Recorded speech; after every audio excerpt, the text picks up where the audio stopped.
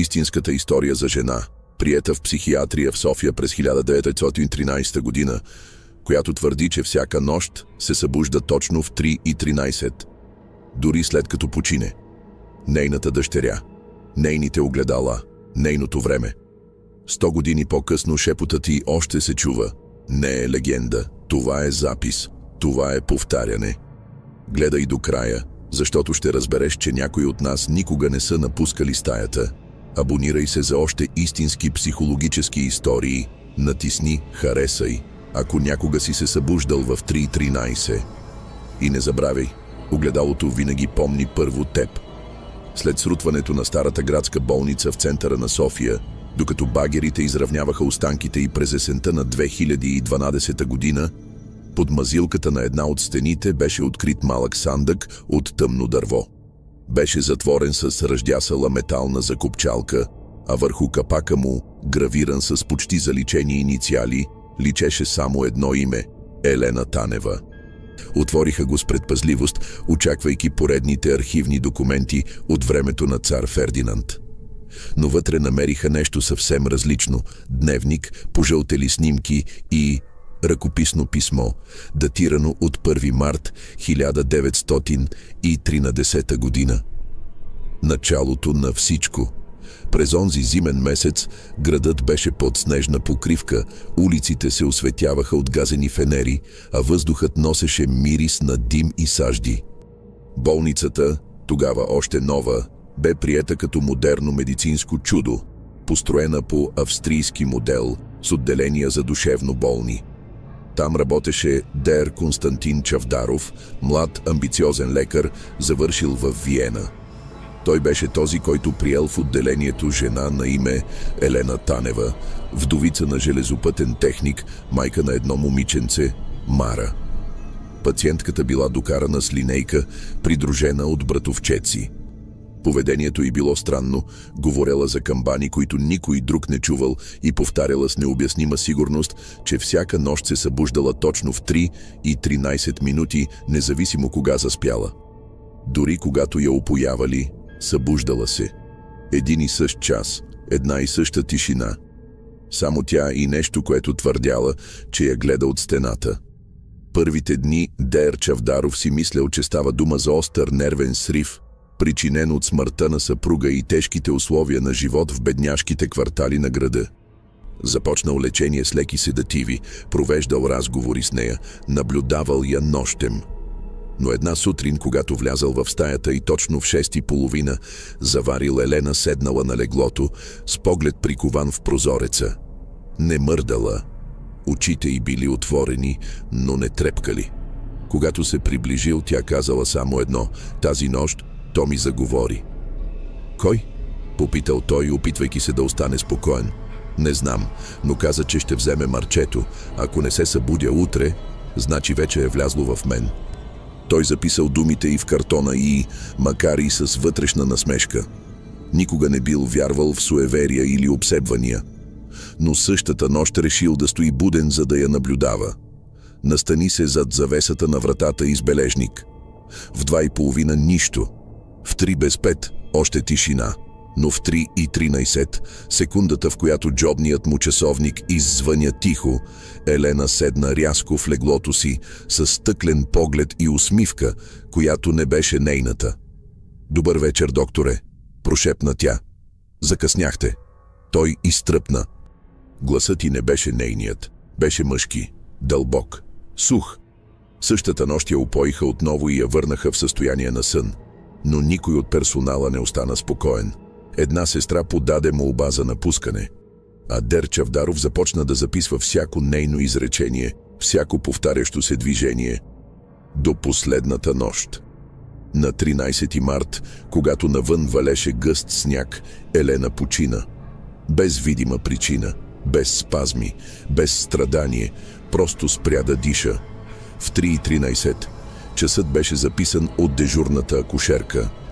Смъртта й беше потвърдена, тялото й откарано в моргата. Докладът беше изпратен на близките, но на следващата сутрин, в 3:13, Портиерът на болницата се заклел, че е видял Елена на прозореца на стаята Пири, където лежеше нова пациентка. Стояла в бяла нощница, с ръце до тялото и го гледала без да мига. Когато светнал фенера си, изчезнала.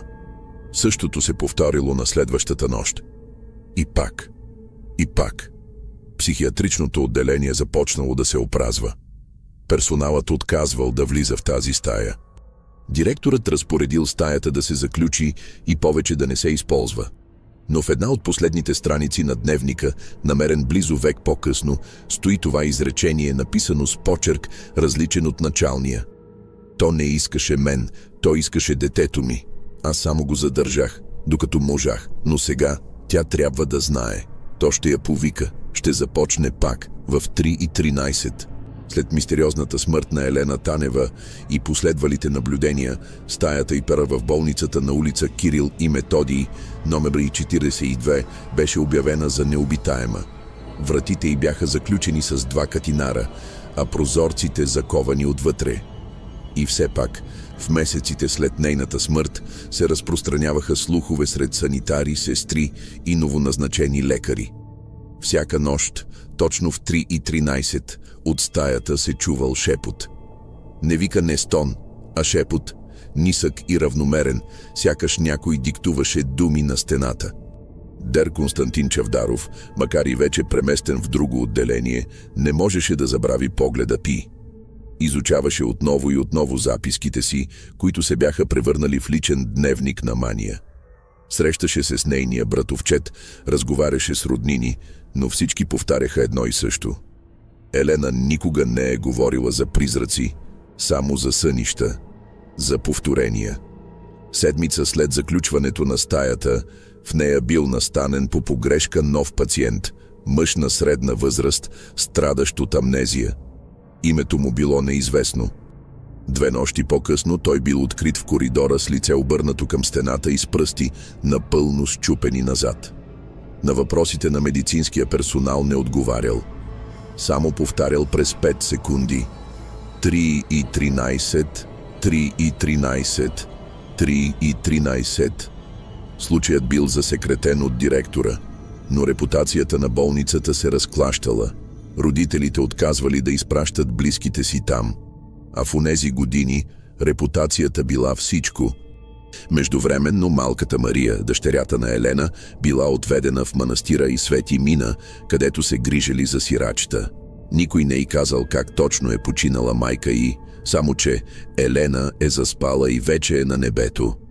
Момичето растяло тихо, послушно, но с едно повтарящо се поведение, което тревожило монахините. Всяка нощ се будело в 3:13, с очи вперени в прозореца, без сълзи, без звук, просто стояла. След няколко години Мария била осиновена от заможно семейство, фамилията Бояджиеви, търговци на текстил.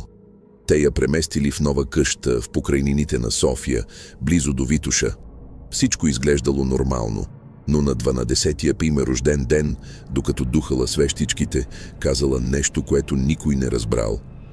Днес е последният ми ден, след това няма да съм сама. Семейството го приело като детска фантазия. Но през нощта, в 3:13, майката осиновителка се събудила от звука на писалка върху хартия. Влязла в стаята на Мария и я заварила, седнала на бюрото, с лице напълно спокойно, пишеща в тетрадка, без да я поглежда. Очите й били отворени, но липсвали зеници, само млечно-бели кръгове. Марче, какво правиш? Пише онова, което тя не успя. Майка ми. На сутринта тетрадката беше изчезнала, а Мария нямаше никакъв спомен за нощта. Казала само, че сънувала жена в бяло, която стояла до прозореца и казвала, че трябва да запомни едно изречение. Ако не се събудиш, тя ще влезе. След този случай в семейството започнали да се случват поредица от инциденти. Първо, слугинята се удавила в леген с вода, оставен под стълбите. После, братовчет на бащата бил намерен обесен в килера на къщата, без въже, само с тъмночервена панделка, завързана около шията му. Всеки път в 3:13. Слуховете се разпространили. Приятели на Бояджиеви отказвали да ги посещават. Съседите започнали да шепнат за обърнато наследство, вярване, според което душа, лишена от покой, търси приемник в собствената си кръвна линия.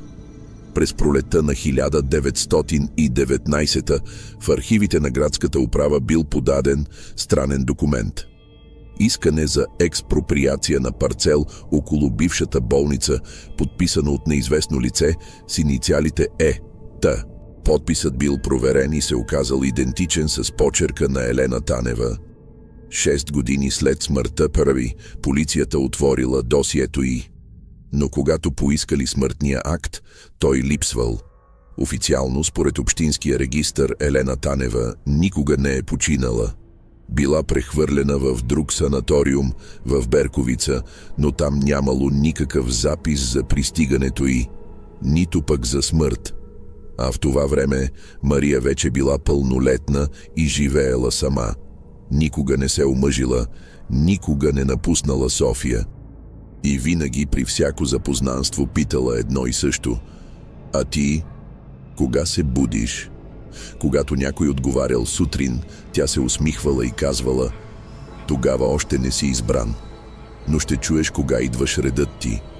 През 20-те години на миналия век София се променяше бързо, трамваите прорязваха улиците, градските лампи се заменяха с електрически, кафенетата гъмжаха от офицери и учени, а сградите по Граф Игнатиев и Цар-Освободител се издигаха с нови фасади. Но някъде в сянката на тази модернизация една къща стоеше затворена, прозорците й забулени с дебели завеси, а часовниците вътре всички спирани на едно и също време – 3:13. Това беше домът на Мария Танева. Отвън изглеждаше като всяка друга постройка от периода – високи тавани, дървени капаци, балкон от ковано желязо. Но никой не влизаше. Никой не излизаше. Освен самата Мария, облечена винаги в тъмно, с сива шапка и с малък бележник в ръка, в който понякога си шепнеше сама, сякаш преписваше нещо, което не биваше да забрави. Съседите й твърдяха, че през някои нощи в къщата се виждала светлина, но не електрическа, а пулсиращо жълтеникаво сияние, сякаш от свещи, но ритмично, дълбоко, почти дишащо. През зимата на 1928 в същата къща започнали да се случват вторични проявления. Писма, изпращани от адреса, достигали до хора, които никога не били в контакт с Мария. Едно такова писмо получава дори самият Дер Константин Чавдаров, тогава вече професор, преподавател в медицинския факултет. Писмото било кратко. Нямало поздрав, нямало подпис. Само едно изречение, написано с мастило, с цвят на изсъхнала кръв. Не сте я спасили, но още можете да спрете часовника. Професорът бил разтърсен, започнал да преглежда архивите си. Намерил стария бележник от болницата, изровил копия от картата на Елена Танева. И тогава осъзнал нещо. Всички пациенти, настанени в същата стая след нейната смърт, общо 9 души, умирали в съня си, винаги на 13-то число от месеца. Без обяснение, без видими причини. Започнал разследване, но властите били скептични. Казали му, че психиатричните случаи не влизат в криминалната статистика. Бил предупреден да не разпространява истерии. Така се свързал с свой стар приятел, отец Ананий от църквата Свети Седмочисленици. Разказал му всичко, старецът изслушал мълчаливо, после казал нещо, което Константин никога не забравил. Понякога душите не умират, защото не са умрели сами. А когато носят нещо чуждо в себе си, то не може да си тръгне. То чака нов дом. Отецът дал на професора стар молитвеник и го посъветвал да се върне в къщата на Мария, преди да стане 3:13. Само тогава може да говори с нея. На 13 януари, точно преди полунощ, Чавдаров отишъл до къщата. Чукането му не получи отговор. Но вратата не беше заключена, влязал бавно, със свещ в ръка. Всичко вътре било застинало, мебели покрити с платна, прах навсякъде, но и следи от обувки върху пода. Много различни. Стигнал до дневната. Там я видял Мария, седнала на футйойл с лице към стената. В ръцете й дневникът на майка й. Без да се обърне, тя проговорила: «Знаех, че ще дойдеш. То също знае». «Кое?» попитал той с глас почти без дъх. «То не е дух, не е демон. То е време. Момент. Повторение. И когато се събудиш точно в 3:13, това значи, че вече си в цикъла му. То ще продължи, докато не му дадеш нещо или някой». Внезапно стеният часовник зад нея извъня. Точно 3:13. Свеща в ръката на Чавдаров изгасна. Настъпи тъмнина. Студ и шепот не от нея, не от него, а от всички посоки. «Избери, докторе». Спри повторението. Но професорът не можеше да мръдне. Нозете му се вцепениха, гърдите му натежаха. И тогава, с последен напън, хвърли молитвеника към пода и извика името й: «Елена, ако си тука, пусни я». В следващия миг всичко утихна.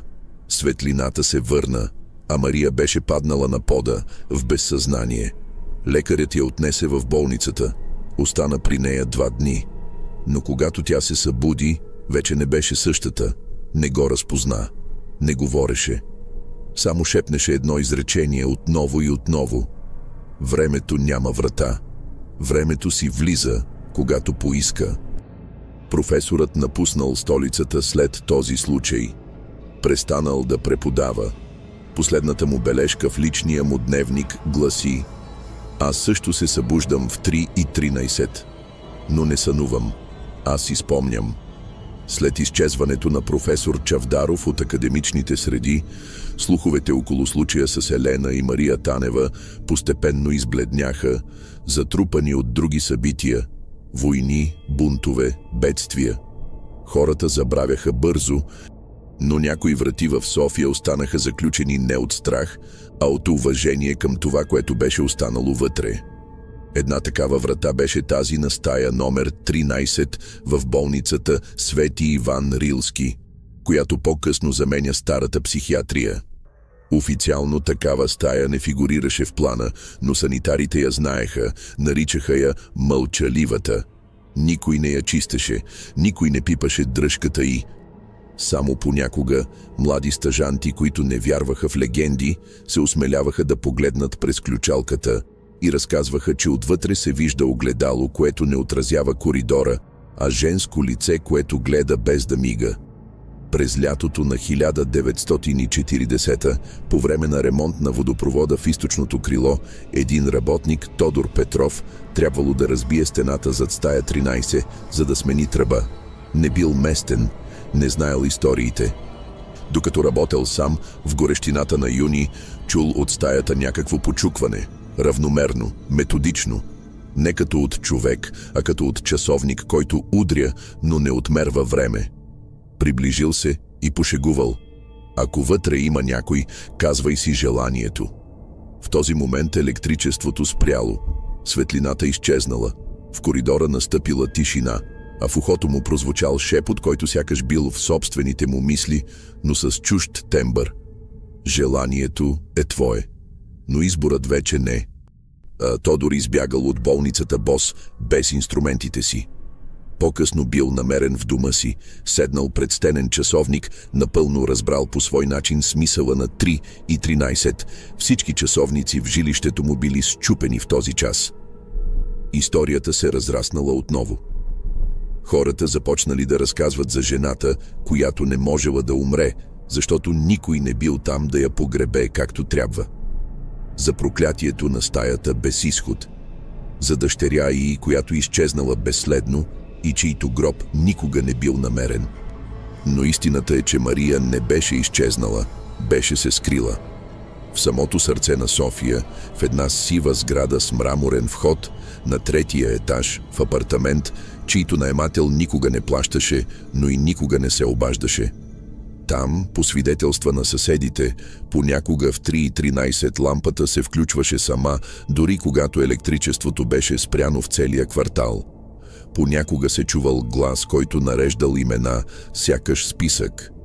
И ако името на някого се повторело 3 пъти, Той умирал до седмица. По начин, който напомнял сънищата на Елена Танева от преди десетилетия. Единствената връзка с този апартамент била една пощенска кутия, на която не пишело име, а само символ – 13. През 50-те години млад журналист на име Валентин Станоев, тогава стажант във вестник Заря, се заинтересувал от случая. Писал статия с заглавие «Къщата на 13-тия час», която никога не била публикувана. Причината? Нощта преди печат в редакцията изгърмял единствено неговият пишещ апарат и от него без обяснение излязал огън. Валентин изчезнал 3 дни по-късно, бил намерен в кабинета на професор Чавдаров, запуснат, пълен с прах и покрит с записки, които никой не можел да разчете. Сред тези документи един отказ бил напълно ясен. Изглеждал по-нов от останалите, бил поставен най-отгоре и гласеше: «Тя не чака теб, тя чака времето ти и то ще дойде в 3:13. Ако чуеш, не отговаряй. Ако сънуваш, не се буди. Иначе вече си влязал». И от тогава всяко поколение в София разказва с различни думи същото. Когато часовникът спре в 3:13, не гледай в огледалото, защото то не показва теб. Показва следващия. През есента на 1961 година младата студентка по медицина Десислава Кунева се преместила да живее в София, за да започне стажа си в болница Александровска. Родом от Велико Търново, тя била рационална, амбициозна и дълбоко убедена, че медицината може да обясни всичко, включително и човешките страхове. Била наета като дежурна сестра в отделението за дългосрочна грижа и получила стая в общежитието, разположено точно до старата психиатрична сграда, вече полуизоставена, но все още използвана за складови нужди. Една вечер, след напрегната смяна, докато минавала покрай сградата, тя забелязала прозорец на втория етаж, от който се виждала светлина. Помислила, че може да е останал някой работник или новоназначен охранител. Влязла в сградата да провери. Вратите скърцали, въздухът бил влажен и пропит с мирис на старо желязо и мухъл, но не това я притеснило, а звукът. От стълбището се чувало регулярно потракване, не от стъпки, а от въртене на механичен часовник. Когато стигнала до втория етаж, светлината вече я нямало. Вратата към една от стаите била открехната, стая без номер, само с следа от стар емайлиран знак, от който личала изтритата цифра 13. Тя бутнала леко вратата и се огледала вътре. Празна стая, освен огледало захвърлено въгъла, обърнато към стената. И точно пред него дневник, отворен на страница с дата 13 март 1913, неволно го вдигнала. Ръкописът бил стар, но четим. На гърба на страницата било написано: «Ако четеш това, значи си там, където не трябва да си. Моля те, не обръщай огледалото». Десислава се усмихнала, помислила си, че някой се е пошегувал. Но когато вдигнала поглед, огледалото вече не било обърнато към стената. Било завъртяно и вътре нямаше отражение. Паниката я обхванала, но не успява да се помръдне. И тогава ударът на стенния часовник някъде в коридора. 3:13. Огледалото замъглено започнало да разкрива силует. Жена с дълга коса, лице без черти и с ръце, които не се движеха, но сякаш се приближаваха. Очите и черни дупки без дъно. С усилие на волята Десислава излязла от стаята, тичайки надолу по стълбите. Не казала на никого какво се е случило. Но същата нощ започнала да сънува повтарящ се сън. Тя в болнична стая, вързана за легло, а стенният часовник в стаята тик-така към едно и също време. 3:13.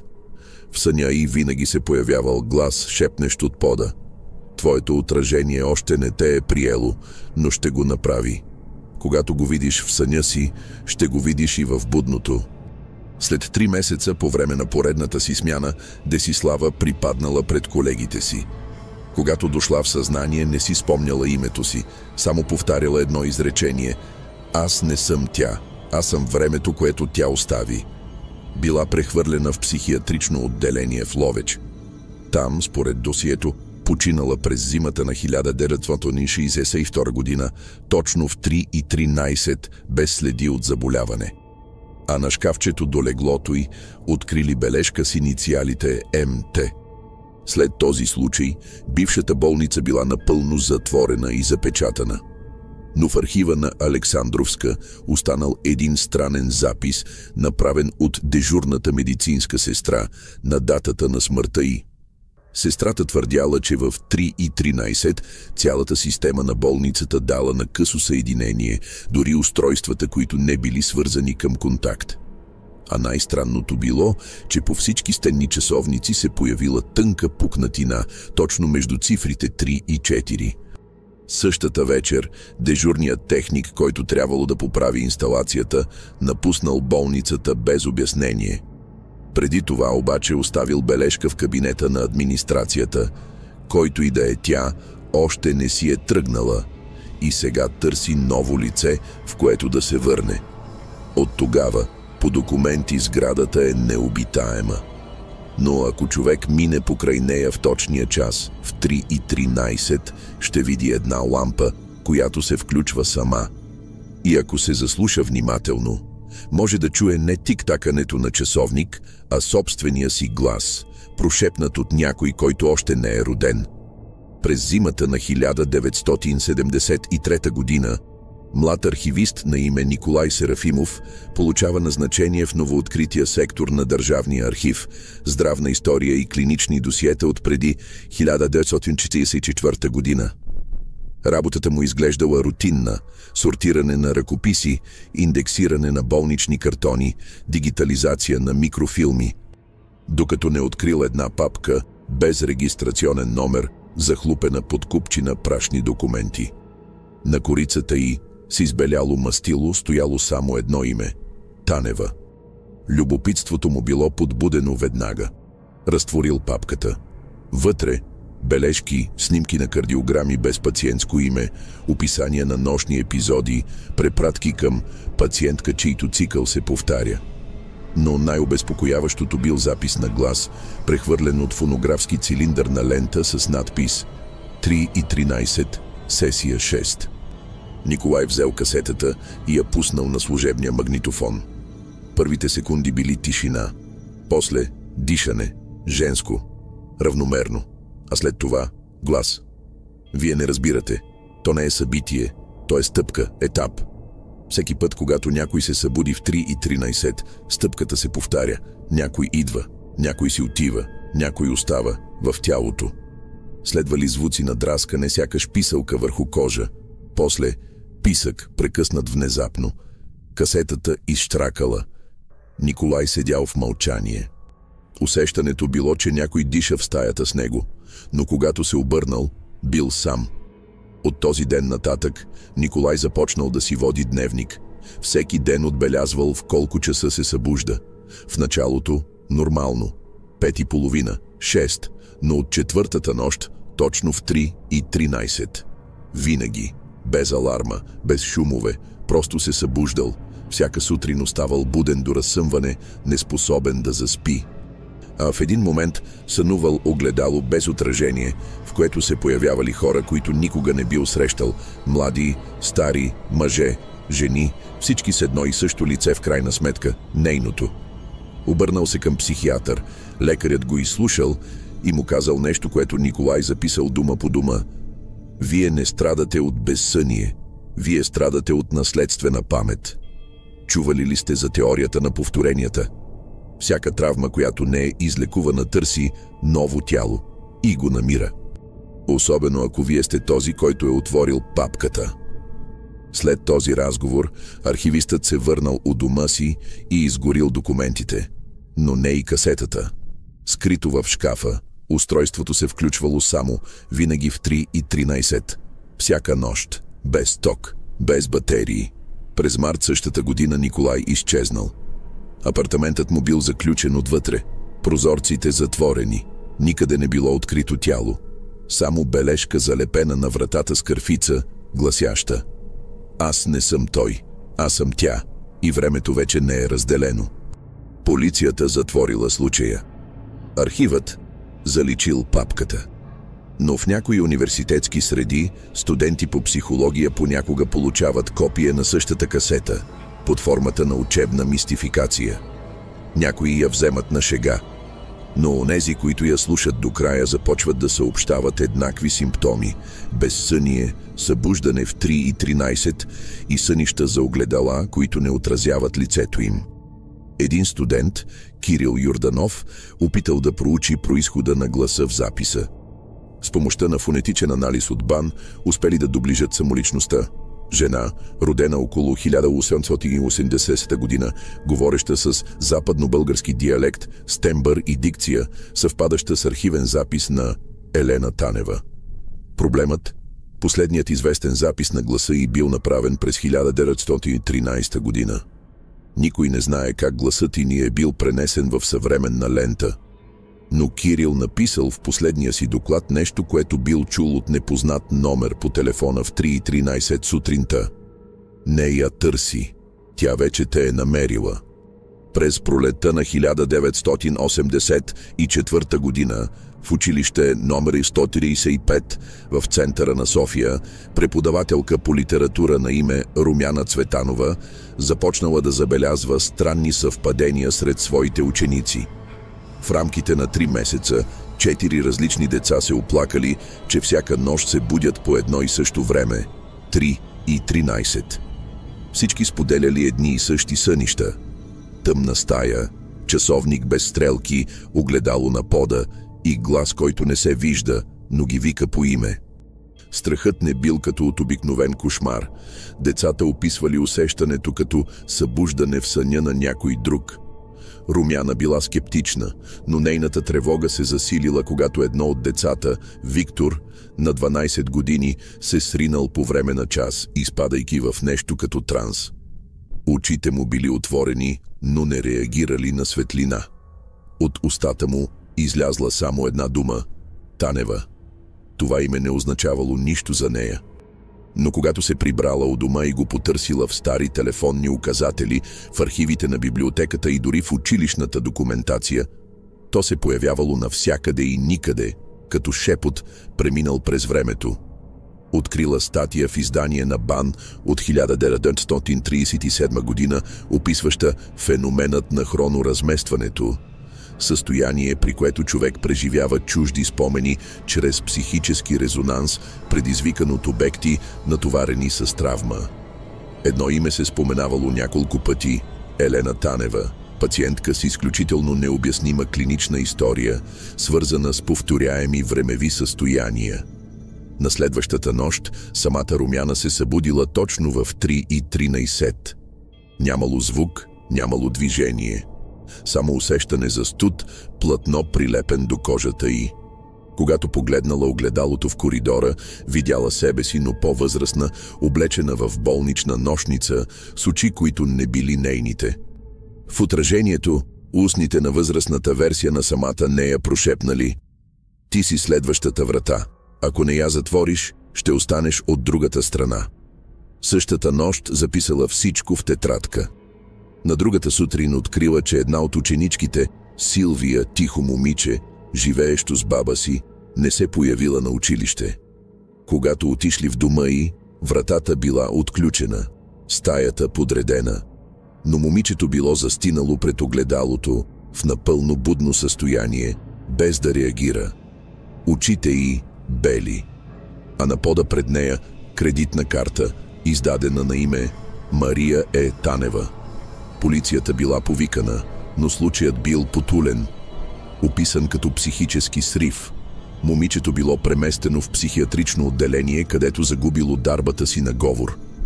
Но от време на време, според медицинската документация, изговаряло с ясен, нисък глас следното: «Аз не съм Силвия. Аз съм това, което остана от Елена».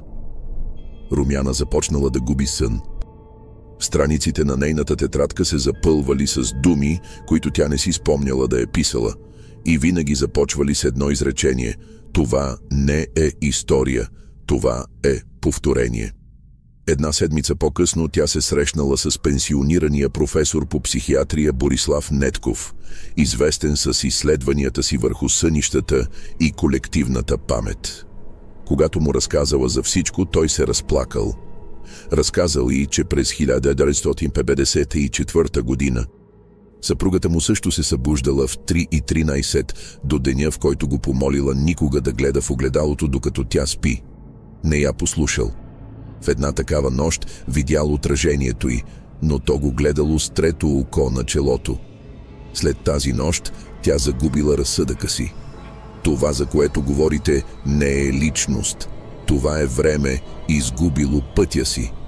То влиза в хората като вода в съдове и ако съдът е пълен с мисли, то остава в стените, в огледалото, в повторението.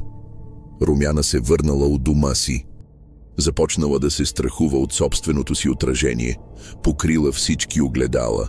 Но най-страшното било, че дори без огледала започнала да вижда себе си отстрани, в коридора, в банята. Понякога на улицата, стояща, неподвижна, гледаща я със съжаление, но никога не се приближавала.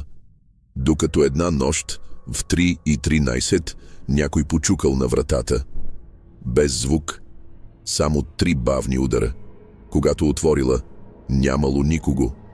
Само на пода, страница от стар дневник с пожълтели краища и изречение, което вече познавала. Твоето време е нейното време. Или я носиш, или ставаш нея. През лятото на 1997 година в столичния квартал Оборище млада режисьорка на име Галина Симеонова започнала работа по документален филм за изоставените болнични сгради в центъра на София. Идеята й била да проследи връзката между архитектурата на старите лечебници и влиянието й върху психиката на пациентите. Но още на първия снимачен ден, докато записвали в полуразрушеното крило на някогашната психиатрия, операторът и Пиети Даниел забелязал, че на всеки кадър от коридора номер 3 се появявала неясна женска сянка в далечината, въпреки че никой не се движел там. Галина решила да използва това като художествен елемент. Започнали да снимат нощем, монтирали камери в различни ъгли. Но точно в 3:13 всяка лента, записана в този часови интервал, се изгаряла отвътре, като че ли от вълна на радиация. И още по-странно, аудиото от онези часове било запазено. На всяка лента, независимо от позицията, се чувало едно и също. Ти отразяваш това, което предстои, но когато го покажеш, то вече е в теб. Психологическият натиск върху екипа започнал да расте. Звукарят се отказал, заявявайки, че чува името си в празните зали. Операторът започнал да говори насън на език, който съпругата му не можела да разпознае, а самата Галина престанала да спи напълно. Когато най-накрая заспала след 3 нощи будуване, сънувала себе си в болнична стая, с ръце вързани пред огледало. В него нейната майка, облечена в дрехи от началото на века, повтаряла едно и също. Галя, върни ме. Аз още не съм тръгнала. Времето само се повтори. На следващата сутрин Галина отишла при своята майка, която била настанена в старчески дом в квартал Хаджи Димитър. Без да й каже нищо, само я прегърнала. А възрастната жена прошепнала в ухото й нещо, което никога не бе изричала. Питаш, защо винаги се будех в 3:13, сега вече знаеш. Галина останала онемяла. Никога преди не се били говорили за часа. Никога. Вярвала, че само тя преживява тази синхроничност, но не било така. След този ден започнала да проучва родословието си. Открила, че една от прабабите й по майчина линия се казвала Мария Танева. Не просто съвпадение, а същата Мария, дъщерята на Елена Танева. Шокирана от връзката, Галина започнала да търси всякакви свидетелства. Намерила недатиран дневник, заровен в стара ръкла, с пожълтели страници. Страниците описвали живот в изолация, повтарящи се сънища и фрази, повтаряни насън, докато се запълни всяко празно място. В края на последната страница имало едно изречение: първата се събуди, последната ще заспи. Аз съм между тях, в 3:13. На следващата вечер Галина се заключила в стаята си, поставила камера срещу себе си и започнала да говори. Записала всичко. Разказала за всичко, което се било случило от началото на проекта, за сънищата, за огледалото, за гласа. И когато погледнала в обектива за последен път, прошепнала: ако гледаш това, значи вече си избран. Това било последното й видео. Изчезнала на следващия ден. Камерата била намерена включена. Батерията изтощена. А в обектива на замръзналия кадър се виждало нейното лице, но с очи, които не били нейните. Те били празни. Полицията прекратила разследването поради липса на доказателства за престъпление. В медиите не било публикувано нищо, но сред студентите по режисура в надфис се носел слух, че ако се гледа видеото и точно в 3:13, в края му, камерата ще се завърти сама и ще заснеме този, който я гледа. А на екрана ще се появи само едно изречение: ти си времето между тях. През пролетта на 2006 година млада журналистка на име Светослава Денева получила задача от своя редактор да изготви репортаж за градски легенди на София.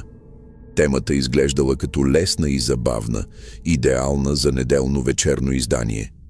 Но когато започнала да проучва случаите на изчезвания, повтарящи се сънища и паранормални съвпадения, едно име започнало да се появява отново и отново в най-различни контексти – Танева. В началото не му обърнала внимание. Но когато интервюирала възрастна жена от Лозенец, която твърдяла, че е виждала собственото си лице в прозореца, преди още да се е прибрала, тя я попитала дали някога се е будила в необичаен час. Жената отвърнала бавно: все още се будя, в 3:13, всеки ден, откакто съм на 6.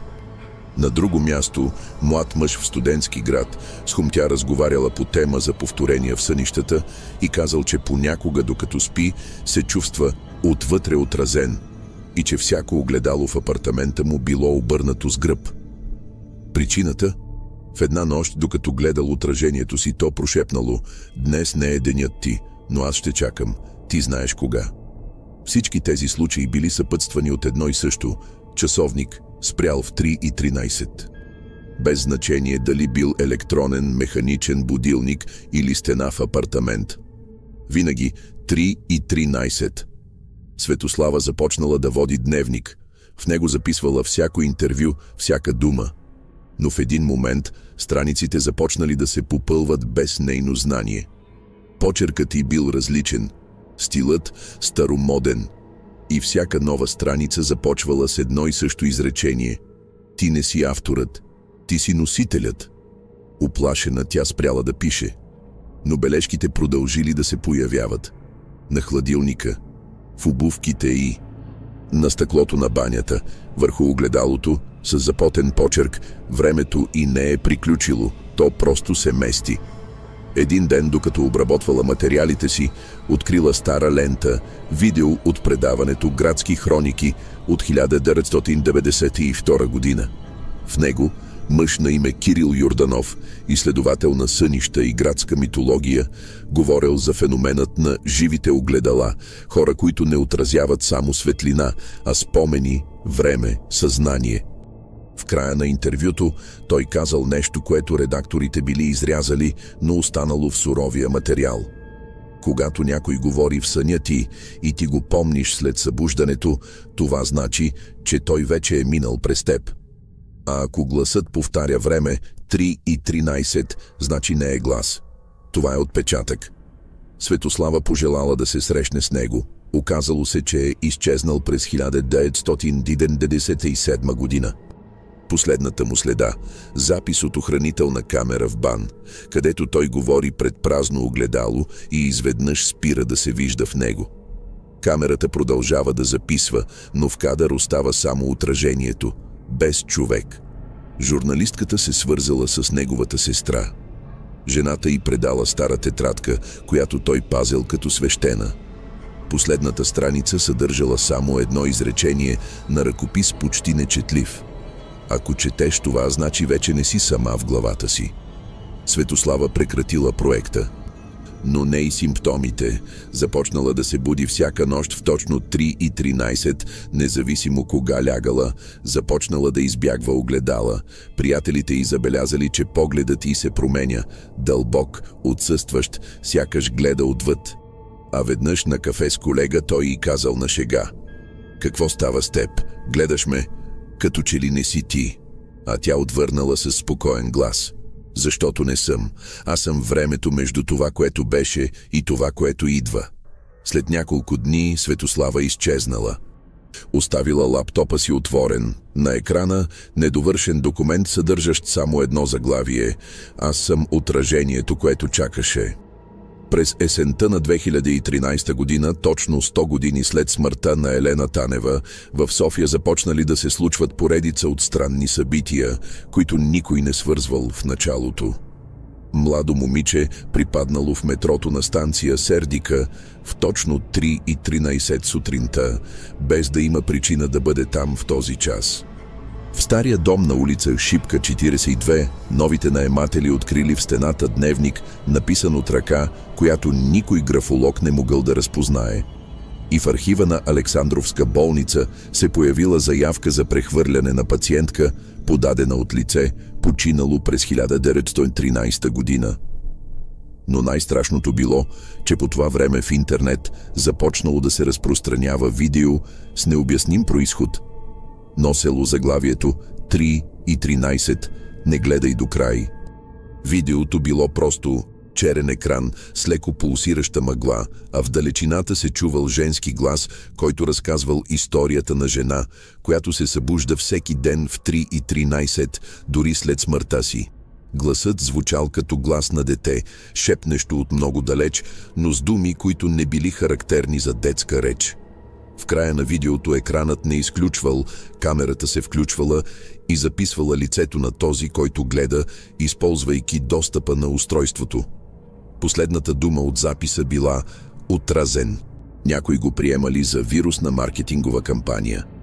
Но хората, които гледали видеото в 3:13 през нощта, започнали да съобщават еднакви преживявания. Безсъние, сънища с часовници, затворени огледала и усещането, че не са сами в тялото си. Една студентка по медицина на име Виктория написала в блог: „Откакто гледах записа, не мога да стоя пред огледалото повече от 3 секунди.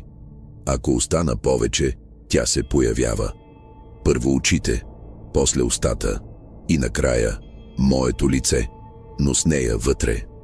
Аз я отразявам, не себе си.“ Постът бил премахнат от платформата след по-малко от 24 часа, профилът й изчезнал. Семейството й отказвало да говори с медиите, в университета заявили, че не съществува студентка с това име. По същото време група млади програмисти, работещи по проект за AI моделиране на глас, въвели в система гласови данни от различни аудиозаписи. Един от файловете бил изваден от архив в БАН, лента, приписвана на психиатрична сесия от 1913 година. Когато моделът бил обучен, изкуственият интелект започнал да генерира автоматично текст, без команда. Всичко, което изписвал, било в рими, и всичко започвало с едно и също: „3:13 ще дойде пак, не чуваш ли ритъма в своя крак?“ След няколко такива сесии, системата се сринала. В дневниците на логовете бил открит последен запис: „Непозволен, извън работно време“, стартирал в 3:13 уа и спрян автоматично в 3:14:59. Никой не бил на работа тогава, камерите не били записвали. Но в аудиото на този лог, макар изкривено и шумно, се чувал женски глас, повтарящ едно изречение: „100 години не са нищо, когато никога не си тръгвал.“ Същата седмица един от програмистите, Пламен Стоянов, загинал в пътно происшествие. Колата му излязла от пътя точно в 03:13. Пътната полиция отбелязала, че при удара радиото на автомобила продължило да работи, излъчвайки само един звук – тикането на механичен часовник. След този инцидент, останалите от екипа напуснали проекта. Но преди това един от тях, момче на име Йоан, качил в затворена мрежа архивите от последните 100 години, свързани с Елена и Мария Танева, включително записите, документите, писмата и дневниците. Дал името 13X. Файлът никога не бил открит в публичното пространство. Но се носи слух, че ако бъде пуснат в точно 3:13, на екрана не се появява интерфейс, а лице. В началото женско, после твоето, после нито едното. През есента на 2020 година, в разгара на световна пандемия, когато градовете опустяха, а хората останаха заключени в домовете си, една част от София остана необяснимо шумна. Съседите около старата болница в квартал Зона Б5 започнали да съобщават за повтарящи се звуци през нощта, идващи от сградата, която от години се водела изоставена. Става дума за ритмично тракане, напомнящо на голям стенен часовник, но без източник. Една от живущите, Вяра Христова, бивша учителка, започнала да води дневник. Записвала всеки звук всяка вечер. В един момент започнала да усеща, че шумът следва нейния сърдечен ритъм. А когато една нощ в 3:13 звукът спрял, сърцето й също почти спряло. Лекарите я спасили, но тя казала само едно в болничната стая: "То спря за мен и сега се мести." В същото време група Урбекс изследователи, известни с онлайн канал за забранени локации, решили да проникнат в старата сграда на болницата и да заснемат вътрешността й. Екипът се състоял от 3 души – Алекс, Дара и Виктор. Влезли с GoPro камери, с GPS, с карта на сградата. Но никой от тях не излязал. Само камерите били намерени, оставени пред входа в 03:47. Кадрите били накъсани. В тях се виждали коридори, влажни стени, стари легла. Но и нещо повече. Постоянно се чува глас зад кадър, който не съвпадал с никого от групата. Гласът шепнел: "Тя е тук и тя не е сама. Тя е времето, което търси глас." Един кадър бил особено обезпокоителен. Алекс върви по коридора, а камерата му улавя огледало в края на стаята. В отражението някой стои зад него, но когато се обръща, няма никого. Образът остава само в огледалото. Камерата замръзва. Последният кадър показва отблизо лицето му, но с трето око на челото. След откритието каналът им в YouTube бил изтрит, акаунтите деактивирани. Само в една затворена онлайн група се появил скриншот с надпис: "В 3:13 ти не влизаш в сградата, сградата влиза в теб." Психолозите, които започнали да разследват феномена, излезли с хипотеза: става дума за информационна зараза. История, която не просто се предава, а се самовъзпроизвежда като вирус, чрез сън, звук, огледало или текст. Когато някой научи за Елена и Мария Танева, става част от самата история и така тя оцелява. Един от психолозите, Д.Р. Тодор Златев, опитал да напише научна статия по темата. Заглавието му било "Хроноинфекция – вирусът на повторението в градския фолклор." Но преди да го предаде за публикуване, се случило нещо необяснимо. Всички часовници в кабинета му се развалили. Компютърът сринат. Записките изчезнали, а на вратата му, написано с пръст върху праха: "Ти беше гласът, сега си ехото." Адер Златев изчезнал дни по-късно. Последното му местоположение било в близост до болницата в Зона Б5. Камерите не го засекли. Но в рамките на няколко часа всяко огледало в сградата било открито, обърнато с лице навън, без човешка намеса. А в едно от тях, случайно уловено от охранител, се виждало лицето на мъж с очила, шепнещ едно и също. Ако четеш това, вече закъсня. През ноември 2023 година, в рамките на изложбата "Забравената София", организирана от Националния исторически музей, била представена инсталация от оригинални предмети, извадени от сгради, разрушени след Втората световна война. Сред тях часовник без стрелки, болнична нощница от началото на века, дневник с заключен катинар и малко напукано огледало, поставено в стъклена витрина. Описанието гласяло: огледало, намерено в изоставена болница, улино Кирил и Методий, София. Предполага се, че е принадлежало на пациентка, записана в архивите като ЕТ. Посетителите минавали покрай предметите с любопитство, но охраната започнала да докладва за необясними инциденти винаги около 15:13 или точно в 3:13 сутринта, когато алармите се активирали без причина, камери засичали движение в коридора и огледалото сменяло отражението си.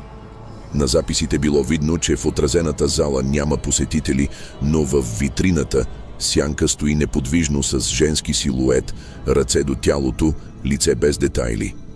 Ръководството на музея решило да свали инсталацията, но в нощта преди демонтажа един от пазачите, Христо, бил намерен седнал на стол срещу огледалото в напълно будно състояние, но без глас.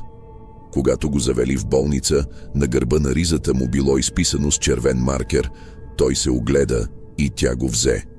След случая вестниците раздухали темата. Заглавията гласяли: проклетото огледало на София, жената от 3:13 мит или истина, Елена Танева, първата българска урбанистична легенда. Но никой не разбрал, че истинското проклятие не било в предмета, а в думите, в историята, в самото време, което се повтаря. Междувременно в училище номер 120 в квартал Люлин, ученичка в 7-ми клас започнала да рисува едно и също лице на всяка страница в тетрадката си. Жена с черна коса и празни очи, застанала пред прозорец с стенен часовник зад нея, замръзнал на 03:13. Учителката я попитала откъде познава това лице. Детето отвърнало: аз не го познавам, то ме познава мен. Всяка нощ идва и ми казва: започни да пишеш, нямаме време. Рисунките били дадени на психолози. Но никой не могъл да обясни защо някои от скиците възпроизвеждали с абсолютна точност детайли от болнична стая, унищожена още през 1944 година. Подробности, които дори историците не знаели. Същата седмица в църквата Свети Седмочисленици се появил анонимен дарител, оставил ръчно изработена икона с лице на светица, но без име. На гърба тича старобългарски надпис: не иска прошка, иска време.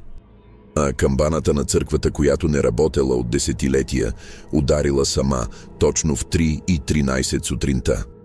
Последният известен запис на Елена Танева, открит в аудиоархив на Радио София, се появил случайно при преглед на ленти от 50-те години. Архивистът, който го открил, бил шокиран. Гласът казвал името му, въпреки че записът бил направен десетилетия преди раждането му. Добър вечер, Илия. Време е. След този случай Илия напуснал работа. Последната му бележка била кратка: тя ме намери, защото научих за нея, а ти вече четеш. Това значи, че и тя чете теб. През зимата на 2024 година, когато всичко вече изглеждало като част от градски фолклор, в архивите на Софийския университет, в мазето на катедрата по философия, студентка на име Анна Велкова открила ръкописна книга. Без заглавие, без автор, кожена подвързия, с избледнели страници и текст, който се самоподреждал, щом книгата се отваряла. Всеки път различен, но винаги със същия финал. Ако си тук, ти си отражението. Ти си следващата врата. Ана започнала да сънува, винаги по едно и също време, събуждане точно в 3:13, с усещането, че някой я наблюдава и зад гърба й. Огледалата в дома й започнали да се напукват, без звук, без причина, само по една тънка пукнатина между 3-та и 4-та цифра на рамката. Една вечер, докато се връщала от библиотеката, минавайки по Граф Игнатиев, чула детски смях, идващ от празен вход. Погледнала. Видяла момиче, облечено в старинна бяла рокля, стоящо неподвижно. В ръцете й дневник. Когато Анна се приближила, детето вдигнало поглед и казало: запиши края. Само така започва отново. После изчезнало. Без звук, без стъпки, Анна се върнала в апартамента си, отворила бележник. Не знаела какво пише, но ръката й се движела сама. Записала: Елена не беше болна, тя беше съд. Мария не беше жива, тя беше времето. А аз съм езикът. На следващия ден отишла в архива на БАН, за да търси данни за произхода на книгата. Била посрещната от възрастен служител, който, щом видял ръкописа, пребледнял. Казал й: тази книга се връща сама и винаги идва, когато времето й е дошло. Ако си я отворила, няма да я затвориш ти. Тя ще затвори теб. Ана започнала да губи връзка с реалността. Хората около нея казвали, че се променя. Погледът й все по-дълбок, безмълвен, тревожен. Казвала странни неща. Пишела в огледалото с дъха си и всяка нощ в 3:13 заставала пред него. Шепнела. Една вечер записала последно съобщение до приятел: огледалото вече не показва мен, показва времето, ти си го следващият. След тази нощ тя изчезнала, без следа, но в огледалната зала на университета, на първия етаж, охранителната камера засекла сянка, която никога не била регистрирана в системата. Женски силует. Ръце до тялото, поглед към огледалото. Час 03:13. Последният кадър. Отражението й се усмихва. Но жената не. Бейдоа и тарити така свършва това, което не може да свърши, защото то не е история, а повторение. Ако си стигнал до тук, вече знаеш, не всички събуждания са твои. Не всяко отражение си ти, и когато часовникът спре в 3:13, тя ще знае, че си готов. Край